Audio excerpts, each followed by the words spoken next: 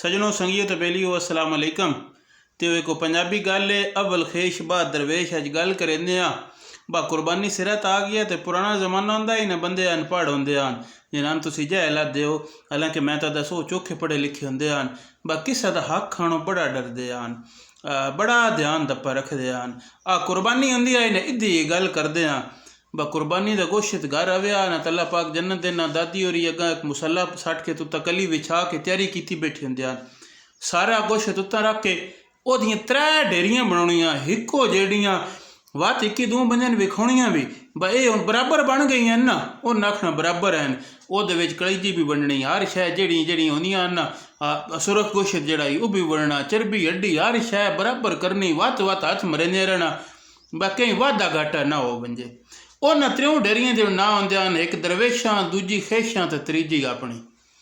खेशां लगदे लींदे बिरादरी चो वो बोटी बोटी करके ना सारे दे बनने, जिन्हां दी कुर्बानी होनी ओदा भी गलनी, जिन्हां दी ना होनी ओदा भी गलनी। थोड़ा थोड़ा करके दूर तक आखना वंजी आखना जितना कुर्बानी का गोश्त वंडी है ना टोर के इतना सबाब होंदा है। वो सारा जेड़ा टबरा विच लगदे लींदे बिरादरी विच बनना। दूजी दरवेशां दी होनी, जेड़ा गोश्त लैन आउंदे हैं मंगण पिन्नण वाले कीर कंड वो उन्हां देना। त्रीजी आप पकाउणी ते वात अल्लाह जन्नत देना साडी फूफी होरियां ना उन्हां दा हिस्सा जेड़ा हुंदा वो अपने वाली डेरी चो कढ़ना, वो खेशां वाली चो भी ना कढ़ना। आखना नहीं वो तो बात घरा दे हिस्सेदार है ना, वो ओदो दित्तियां भी कुर्बानी नहीं लगदी, वो ये अपने हिस्से चो देना है। इंज करके कुर्बानी का गोश्त बनना ते मोड़ उत्तों खेशां वाला हिस्सा जेड़ा होना ना बाज़ औकात वत पिछा अपने को कमी कारी इंज उन्हें पिछे रह बैठना ना उन्हें लैन आना तो उन्हां दे कारण बात खेशां वाली या दरवेशां वाली डेरी चो कोई ना बदना ते अपनी डेरी भी अद्धी चौखी वंडी बनी। मोड़ जेड़ा उत्तों खेशां वाले हिस्से चो घर होना वो ही चढ़ना कण बचना। तो त्रीजा मुड़े होना ब कुर्बानी का गोश्त आखना कुर्बानी दी ईदी त्रियों ध्याड़े च खा लवीए तो जायज़ होंदा, पिछा लै वंजीए तो मोड़े जायज़ नहीं होंदा।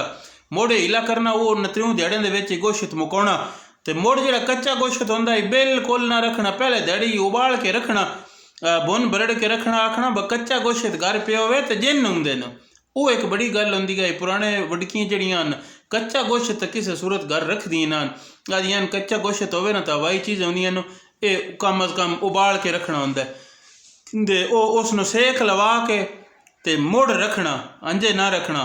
तो कदी होवे आई कोई त्रीजे ध्याड़े निमाशा कण को कुन्नी वध वंजाए नहीं तो त्रीजे ध्याड़े नो मुक वेंदा ही। एडियां चोखियां डिशां भी कोई ना होंदियां बाजा ट्राई करना कल आ करना इतना ही होंदा ही। कुछ लूण वाला खादा किसा कितरा मिर्चां पा के तो वो खाने वाला बना लिया, मतलब रोटी खाने वाला बना लिया, ये ओदा तरीकाकार होंदा ही। तो साढ़े डेरे तले जन्नत देस एक मुसलन होंदी है भापी मुसलन, उसनो गोश्त इतना एक डी वैना ब उस महीना पिछा भी ना वो तगारी बेचना रोज उन सेक लवेंदे रहना, मतलब फ्रिज उत्ते नाम ना होंदे, कोई शायद स्टोर करनी होवे तो ओदी अटकल होंदी है नित सेक लवेंदे रहना। उस नित सेक लवाउणिया तो वडके आ दे रहना ब कुर्बानी तो होंदी है कीरे कंडे दी, जिन्हां दे कोल पिछे महीना गोश्त ही नहीं मुकदा। कुर्बानी दे गोश्त दे तरीकाकार होंदा है बै जेड़े करदे हैं उन्हां दे कोल त्रीजे डंग मुक वेंदा है, जिन्हां डींदा ही उन्हां दे कोल महीने महीने दा जुड़ वेंदा है। वो परता के तो वत वत वो बुन बुन के तो उसनों न लै बैना तो उन्हें खाना। तो हुण कोई सिलसिला इंज दा आ गया, इलम वध गया। हुण वो मौलवी तो मसला पुछे तो उस आख्या घर रख लेना कोई नहीं गरज होंदा, जेड़ा खा लवीए जेड़ा खाज वंजे ये भी कोई नहीं त्रियों डंगा च खाजे, साल च खाज वंजे फ्रिजा च पिया रहे। ये मसला लग पिया ना, रियात लग पई। हुण मुड़ सारे फ्रिजां भर लेंदे, जिन्हां कोल नहीं होंदियां ओह मने वेदे रहिंदे न। अग्गां अज तो 10 वरे छड़ा पिछा हट वंजिए ना जितले इलम घट आई उतले कुर्बानी दे गोश्त जेड़ा होंदा है हर गरीब मस्कीन कीरा कंडा सारे कोल बराबर होंदा है। जिदे 12 हिस्से होंदे हैं जितना ओहदे घर होंदा है ना इतने ही जेड़ा ओ लोकां दे अखीरली कन्नी ते बैठो बंदा होंदा है ना ब जिदा कोई हिस्सा नहीं होंदा उतना ही ओहदे घर भी होंदा है, वो भी इंज रज के खांदा है। तो हुण वत नहीं लभदा, हुण बंदे साम लेंदे न, लेकिन अजे तक भी ना शहरां नालों लोक जेड़े हैं उत वल गल आ उत अलहमदुलिल्लाह कोई घर भी इंज अजे तक भी नहीं होंदा ब जिथे त्रै देड़े गोश्त ना चढ़े। तो शहरों में तो मुड़ जिस मने को नहीं वो सीधी डंग भी सब्जी चढ़नी है। तो सारे संगियां साथियां कहने स्नेह ब अवाड़ गवाड़ का ध्यान रखो, ईदी वाले ध्याड़े भी गवाड़ी दे घर बोटी ना चढ़ी ना तो मोड़ अल्लाह पाक माफ़ करे तेरियां कुर्बानियां दा ते तेरियां हज्जां दा ते तेरी सोहनी दाड़ी दा। मैं आखदा पे कोई फायदा नहीं होना।